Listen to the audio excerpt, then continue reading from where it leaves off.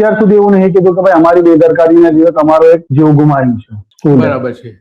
અને જે તે વખતે તપાસમાં પણ કશું બહાર નથી આવ્યું. તપાસ તો થઈ છે કે મજાક થઈ છે એ અમને ખબર નહીં થાય, કારણ કે જે તપાસને કોર્ટ 3 વાર ફગાવતું હોય તો પછી એમનાથી શું ઉમ્મીદ કરવી જોઈએ? 15 દિવસ પછી જે રિપોર્ટ હાઈકોર્ટમાં સબમિટ થયેલી છે, જે ગૃહ મંત્રાલય સબમિટ કરી હતી, તો એ રિપોર્ટ ફગાવી દીધો કોર્ટે. પછી બીજી રિપોર્ટ તૈયાર કરવામાં આવી, એનો 1 કે 2 મહિનાનો સમય આપ્યો, એ મોકલી તો એ પણ ફગાવી દીધી કોર્ટે.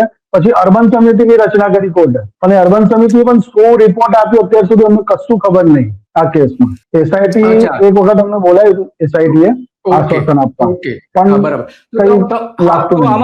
આમાં તમારા જે સંતાન હતા એ કયા ધોરણમાં ભણતા હતા, કે એની શું મહત્વકાંક્ષાઓ હતી, કઈ રીતે પોતે પોતાની રીતે આગળ વધવા માંગે છે, એવી ઘણી બધી વાતો એ સમય તમને કરી હશે, તો એ શું હતું એ થોડી વાત કરશો? મારો દીકરો 2જા ધોરણમાં ભણતો હતો. એને જ્યારથી મેં પ્લે સેન્ટરમાં નાખેલો ને સાહેબ 4 વર્ષથી ઉંમરમાં, એ થોડુંક સમજતો થયો કે ભાઈ આપણો દેશ શું છે, પોલીસ હોય, મિલિટરી હોય, નેતા હોય, એ બધું સમજતો થયો છોકરો. સ્કૂલમાં એને શીખવાડે તો ત્યારથી એને એક જ એની ઉમ્મીદ હતી